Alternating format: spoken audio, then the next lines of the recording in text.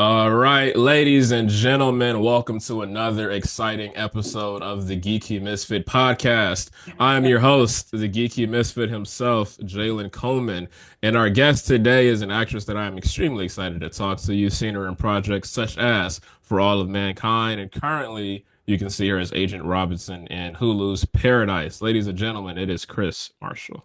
Yeah, Chris. Yeah. Going crazy. The audience goes crazy. They scream. Yeah. Yeah. This is your Super Bowl performance, actually. This Thank is, you. Thank you. you're, Thank you're you. That was welcome. just after Kendrick that cut me short. They did. I know. Yeah, I know. That runtime, unfortunately. How's your morning going? It's going well. We are Nice. both in LA and we're getting a lot of rain, which we Yeah. need. So that's a good We thing. do. Yeah, yeah. A little late, unfortunately, but hey, it's still needed. So, yeah. Yeah. Yeah. But yeah, no, again, excited to speak to you. I just discovered Paradise like the rest of the world, and Nice.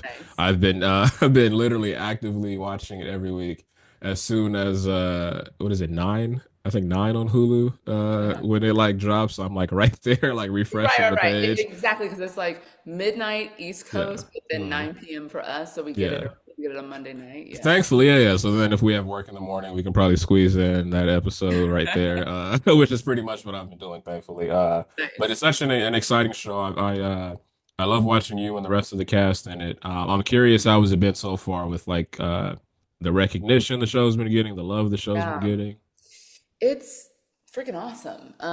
You work on something for such a long time. I was offered the job almost exactly a year ago. We started Oh, wow. shooting in February of last year.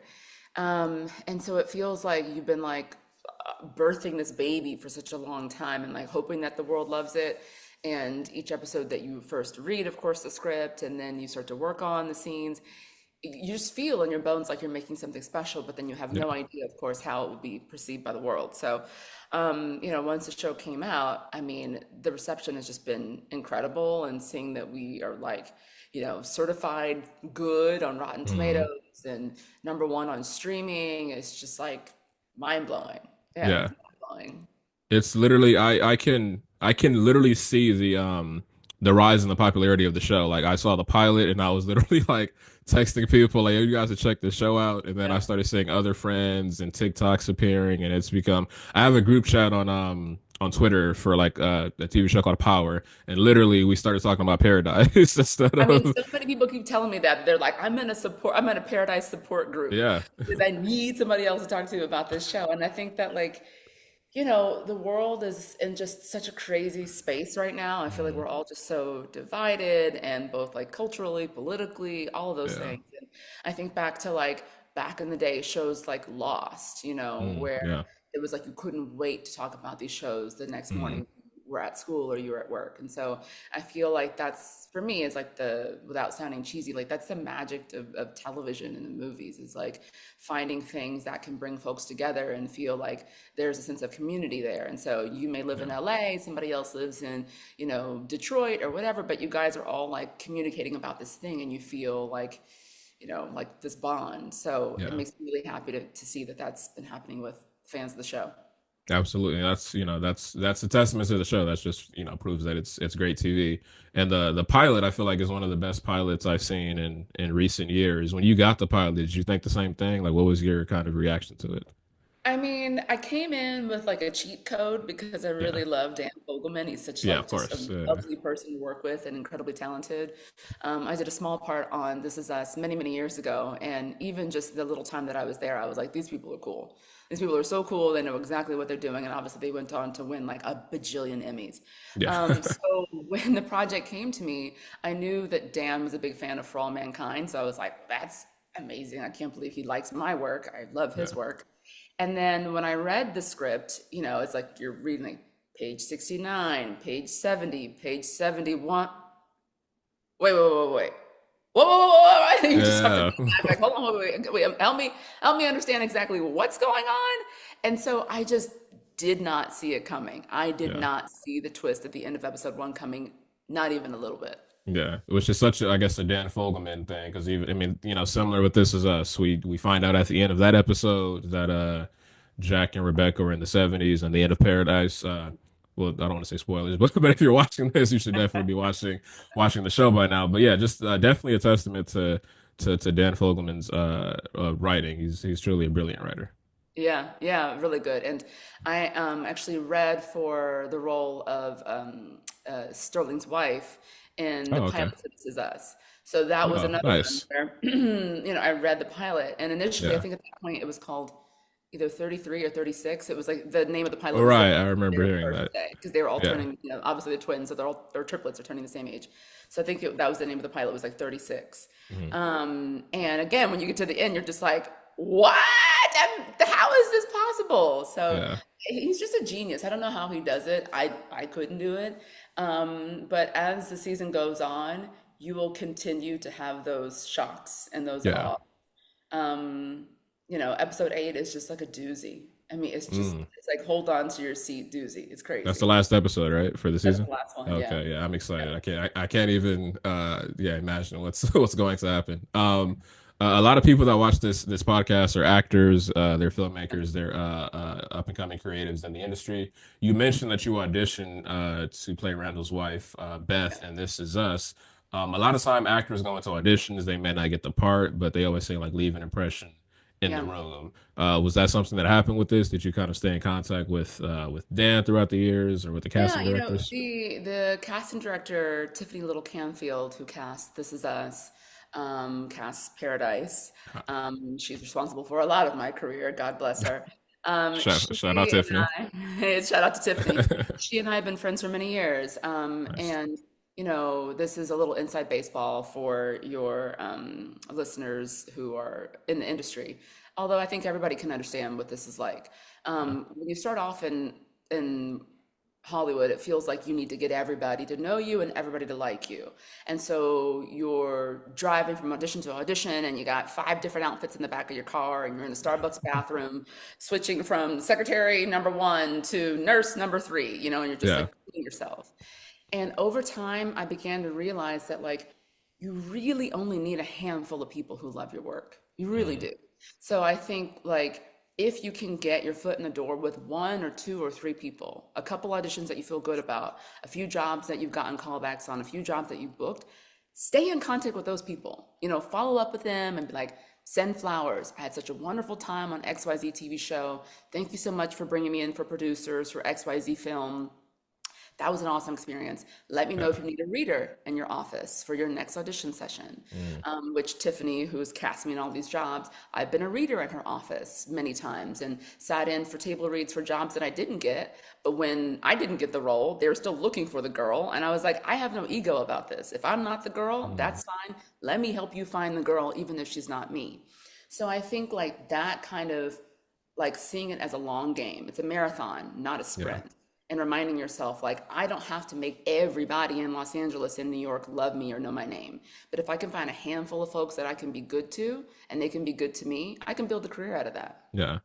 That's such a brilliant perspective on the whole perspective on the whole industry and auditioning of acting. Have you always had this perspective? Like I don't know what No. yeah, I was gonna Yeah, ask you. I don't know how long you've been in the industry and like I've been doing did this that for have a to come long to you? time. And, I got here the long way and the hard way. I mean, there was a time when I would audition, especially for higher stakes auditions, like the Yeah. first audition or, waitress number four. Like these are low stakes audition, no big deal. But Right. as time progressed in my late 20s, and I would have an audition that was higher stakes for a job that I was really excited about. I remember I tested for this pilot for like an NBC show or CBS show to star like opposite Cedric the Entertainer. Hmm. I don't remember if the show ever went, but this was a few years ago. It was a sitcom. It was maybe like 10 years ago. Was it And the neighborhood? it wasn't the neighborhood. It was something before Okay. the neighborhood. And then Gotcha. shortly after that, he did the neighborhood. Gotcha. But I tested for this pilot, and and those network tests, they're intense. I mean, it's like Yeah. you and four other girls, and when you read the sign-in sheet, it's like famous person, famous person, famous person, Mm, you, and you're just like, why am I here? Like I'm looking around this room like one of y'all is gonna get it, so I may as well go home. So immediately, nerves are through the roof. Then you go in, and it's not just a normal audition situation. It's like it's almost like a small theater, and they have the lights on you, and they do, makeup and powder, and they mic you up. And, for the network and studio tests, there can be as many as like 25 people in this room who are all like on their tablets, on their phones. They're network executives from the top. And they're here to watch this audition. So you're terrified. And I remember just being so anxious that even though I had been doing this audition for weeks, because this is like now level 5 audition, I completely went up on my lines and I was like, do you guys mind if I start over again? They're like, no, go ahead, take your time. And it was one of those moments where it was just like the opportunity in front of me felt so big and I felt so small that I kind of like psyched myself out. And ultimately, I didn't get that job. So, it took a long time for me to get to a space where I started to feel more like in my body and in my skin. Yeah. I still have rough auditions now all the time. But I also have to remind myself, like, I'm a human being, and there will be days, not just this audition, but days on set where I'm having off days, and that's okay. And hopefully, the folks who I'm in front of have compassion and know what it's like to be a human being Yeah. and will accept me in the totality of me. So, yeah, I mean, the journey is still, the game is still afoot. Yeah, Right. for sure. Yeah, yeah. Okay, absolutely. Do you remember the moment or the age when you like caught the acting bug, when you fell in love with it? Oh my gosh. I mean, my mom and sister would say, like, I was born like this. Yeah, okay. Nice. Yeah. Came out Just the like womb performing really, just like yeah. yeah, just really early on having like a really big imagination. And also I was like a very serious little kid. So if we played a game of house, I always took it very seriously. And if you're in the game of house and you're the dad, you can't suddenly now be, the truck driver. Like you need to Yeah. keep Stick to on your to the role, role yeah. of dad. Exactly. Right. You've been cast as dad, bucko. Yeah. So, yeah, that was like age 4. I was like that. And then probably like when I was around that same age, really little, I remember watching, this is like the early 90s. I remember watching The Cosby Show and not knowing that that was a set of actors. I thought that this was a real family, that they were, I don't know, a documentary. Yeah. And then discovering that The chemistry with them was all great. So yeah. exactly. And I was like, oh, these are all actors. Oh, this is a job. Oh, Rudy's working. Yeah. And then from that point forward, I was like, I want that to be my work. Yeah, Mhm. that's what work looks like. Okay, I'm gonna do that. Yeah. And so that was it. I never really considered anything else. Yeah. Nice. Okay. So you just went, yeah, full speed ahead with acting. Yeah, pretty much. Yeah. And it Nice. was not, certainly wasn't easy. And there are many times, especially when you get close on something. Yeah. 'Cause I don't know if you do this, but like when an opportunity comes to me and it's like, oh, this shoots in Vancouver or this shoots in Johannesburg, I am Googling like best restaurants, Johannesburg. Like Oh I'm yeah. really living Yeah. that life, even though I haven't Yeah. even gotten the audition yet. But it's Right. like I get myself so spun out because I get so excited about the opportunity. And if the character, she's a murderer, now I'm Mhm. doing research on murder, whatever. And so then you really like temporarily live this little life for this story, for this audition that is not your job and may never Right. be your job. And so it's like you go full in on the life of a neurosurgeon or a tenement farmer or whatever. And then you play that story and then you leave it in the room. Sometimes you get a callback, sometimes you don't. And it's like you've done all this work in this life for a world you'll never get to live in. So Right. that's tough. That's tough. But for me, Yeah. I feel like that's the only way I can do it is like all in. And the Yeah. disappointments come, but I'd rather be disappointed knowing I gave it my all than kind of playing it safe, keeping my cards close to my vest, Mm. and then still not get it and still be disappointed. Like, Right. At least you know you gave it your all. You went all out, and yeah. exactly. Has there been any specific? You don't have to divulge the specific role, but has there been a specific role that you didn't get that was really kind of difficult to let go That of? I did not get. Yeah. Oh Right. God, a lot of them. Yeah. I mean, the one that was like the game changer job was an audition for 12 Years a Slave, Oh, and nice. Okay. lost the role to Lupita Nyong'o, Yeah. who is the role. She is Yeah. Right. the Yeah. role. Yeah. I was not the role that was not meant for me. But that was one that sticks out that I was like, wow, like what an incredible opportunity. Such a beautiful story, such a beautiful script. And to get to work with Tarantino, like, there's just like so many things in that world that Yeah, felt like, would have been amazing. But definitely. there's not a single actor you're going to sit down with who doesn't have that story, Right. Yeah. And what's kind of brilliant about it is that it just wasn't for me. It was Mhm. never, ever meant to be mine. It doesn't matter if she never came in. It was not my role. So you have to have peace with that too. Beautiful. I mean, yeah, what's meant for you is meant for you, right? So, Exactly. yeah. Yeah. Um, is there any specific dream roles or character types that you like have yet to play that you can't wait to do? Mm, you know what? I, my scope of what could be for me was very limited for a long time. And I think, a large part of it is because societally we tell stories about Black women and what it is they do. Yeah. They could be a wife, they can be a mother, they could be a mistress, whatever. So for a long time, I just had a very limiting belief of, what was possible. I would say doing Supergirl was like the first time where I was like, wow, like I never saw myself in the world of, DC Comics and getting to play like a supervillain from Krypton. I was like, this is Mhm. insane. And then I did a few jobs in between there, but then the next big job was For All Mankind, where I got to play an astronaut. And, in the history of aeronautics, there have been, I think, 6 Black women now who have gone to space.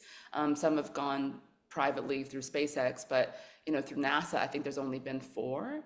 Oh, wow. So it's just like so limited the world scope of what we can do that I just never even thought to dream that I could Yeah. ever be an astronaut. So when that came, I was like, that's insane. And then now the same with this, where it's like I get to be the head of the Secret Service, living in this incredible world and playing with a bunch of people who every single one of them has won an Emmy. Like, so when you ask me, like, what do I want to do next? My little brain can't compute. I don't know. I Yeah. don't even know what is out there for me. I'm hopeful and optimistic that something really dope will come my way. I know it will. I mean, it has. Absolutely. Yes. Yeah, Yeah. yeah, Do you feel like I mean with the landscape of film and TV and with you talking about the roles that are for black people, for black women specifically yeah. being limited, do you feel that the landscape has gotten better or do you feel like Absolutely, okay. Yeah. And have you absolutely. seen that Yeah. within your with the years you've been in the industry? Yeah, yeah, yeah, yeah. I mean, so expansive, so Yeah. expansive. I feel now like the roles that I'm going in for truly could be played by any person. I feel that way about Agent Robinson. Like, yes, Yeah. she happens to be a Black woman, but there could have been any woman who played that role. Yeah. And that is one of the things that I love about this world that Dan has built is like, Sterling is a Black man who's protecting the president, but that role could have been any actor. Mm. He chose Sterling because of their obviously beautiful long history together and his admiration for his talent. But I think it's really cool that like our story is not limited to just who is Robinson as a Black woman, who is Cal as a white man, but it's like we're just seeing these huge, beautiful characters that exist in our world. So yeah, for me, Krys, like every day I'm reading material that I am so excited about, and oftentimes has little to do with race at all. And I think that's a Yeah. really cool thing that's happening in 2025 that wasn't happening, in 1985, long before I was, even thought of as an actor. Right. I between this show Paradise and between This Is Us, I feel like Dan how can I word this? Dan writes because both shows have black characters in the show, and Mhm. I feel like the way in which Dan writes these characters like feels good. I don't know if I want to say authentic, but it feels that way to a degree. I feel like he writes us in a layered way, in a compelling Um, way. And is that was that something that attracted you to his work? Absolutely. The key word that you just said is layered. Yeah. So often, not just with Black actors, but with actors of color, or with, LGBTQ actors, you'll see that they are sort of pigeonholed in a very stereotypical, if you are the gay person, you are the gay best friend, and Yeah. you come in to have Mhm. coffee, make a few jokes, and then you leave, or whatever that is. Right. And it is so limiting to like the actuality of who we are. And what I love about the way that I keep saying damn, but truly it's a team of writers who Right. work our world together. And our writers' room is incredibly diverse, with older writers, younger writers, many women in the writers' room, many women in senior Nice. positions in the writers' room, a ton of folks of color, a handful of people who are Muslim, Christian, non-denominational, like it's a really varied room. Mhm. So all those voices weigh in, and that is the reason why you're hearing authenticity in out of the mouths of the actors. Right. So I love that. And when you look at a character like Randall, or you look at a character like Xavier, you're not just seeing like angry Black man who has one note. You're seeing Mhm. sensitivity, you're seeing vulnerability, you're seeing tearfulness. Yeah. The scenes between Sterling and Glenn Turman, who plays his Oh, father, yes. Yeah, yeah. Beautiful scenes. and you're just watching like this tenuous relationship, between a father and a son, the sort of formality between a dad who's, worked hard and was the son of Tuskegee Airmen.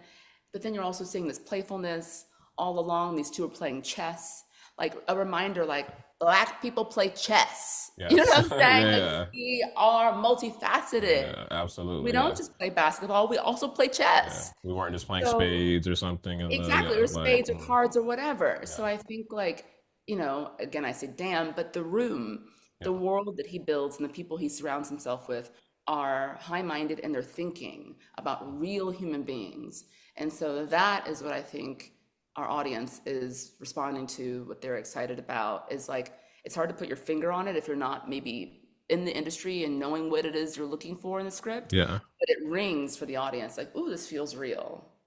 And that's what it Yeah. is. Layers. Yeah. No, absolutely. Yeah. Shout out Dan, and shout out the whole writers room. Yeah. I'm curious what I mean with the show Paradise and the characters actually living in what what is deemed or appears to be a paradise. Mhm. What is paradise for you in your own personal life? What's paradise for you in the sense of where you go to unplug and get away from Yeah. like the craziness of this? I there's like a Kendrick Lamar lyric where he says something like that he's an antisocial extrovert. And I feel Yeah. like Yeah. that's very much me, where Okay. I really like to go out and do stuff and be around a lot of people, and like I really like being social. And then I Yeah. also really like my downtime. Like I for sure Mhm. recharge by myself, like Yeah. no makeup in my ugliest robe with a hole in the elbow with like Got the lace off you. Yeah. bed, Those are the sheets best up in my robes. Yeah. bed. Yeah, and I gotta just like rot. I feel like that's how I sort of recharge. So of course, I love like gorgeous vacations and to travel. We both love to travel, my husband and I. Okay. But for me, like real paradise is like a day like today, like when it's raining and I'm able to like listen to some good music, have some good food, and be home and be comfortable and like Yeah. sort of reset. That's when I feel like at home. Nice. Yeah. No, that was a beautiful answer. Yeah. Agent Robinson. Yeah. How do you go? I mean, with the episodes that we've seen so far, when she has a great introduction, when she's introduced, I thought the introduction was great because Xavier and everyone's kind of like talking about her, and we haven't seen her yet. They're like, Yeah.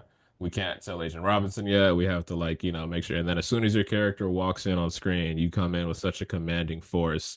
And Yes. throughout the episodes that we've already seen, it's kind of been a back and forth as to like, can we trust her? Can we not trust her?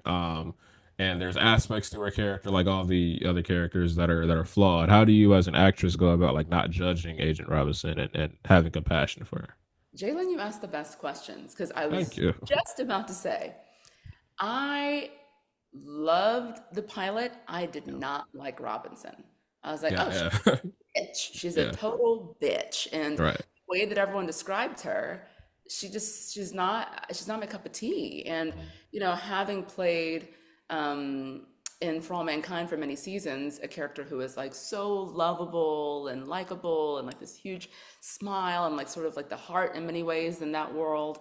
I was excited about doing something different and also immediately revolted by this Mm, woman who just seemed so steely. I didn't understand her. I also didn't understand a person who could be a mistress. I was like, this doesn't feel like me at all. But I right. do love Dan. I really love Sterling. So let me just go on this journey. I trust these people. And I'm so glad that I did because as I continued to read episodes, I just saw that she is so layered, coming back to the Yeah, word layered. absolutely. You know, she is a woman who has worked very hard to be in this very senior position. She's the most senior woman in this White House who's responsible of protecting the president. Couldn't be a more serious job. And at the same time, she's fallen in love with him. We want to talk about Yeah, vulnerability, you know, high, low, right? He's the president, she is an employee. He's the leader of the free world, of the remaining parts of the free world, right. and she is, you know, his inferior to his superior. So it's just like such a great juxtaposition of like, you know, power, powerlessness, height and low, anger and love. Like there's so many aspects to her. Yeah, Without giving too much away, as the season goes on, we see her fortitude and her loyalty continue to sort of come forth. We saw in episode 5 a really vulnerable side of her, a woman who's in love with a man who is complicated. yeah, Um, so yeah, Robinson, it took me time to grow to love her.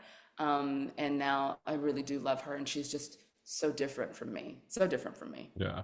And it's I'm assuming that's obviously fun as an actor to play a character that's like almost the complete opposite of you. Yeah, Yeah, it is. Also because I sort of lead with like silliness and brightness. yeah, And I'm like, yeah, hey, let's have fun. yeah. And she's not like Not that. yeah.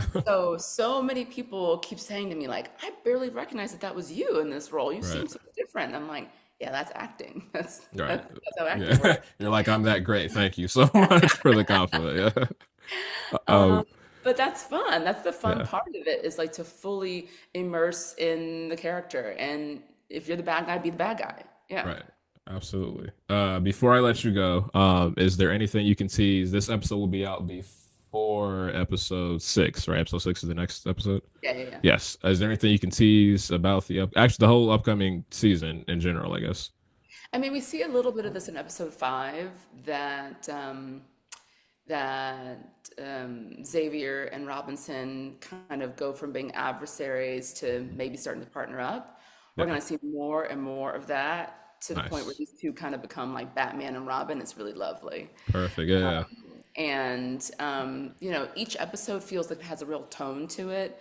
You know, episode 2 was the episode that we got to know Sinatra, very sort of emotional and heavy with the passing of her son. You know, we just we really hit a lot of different notes tonally as the season goes on.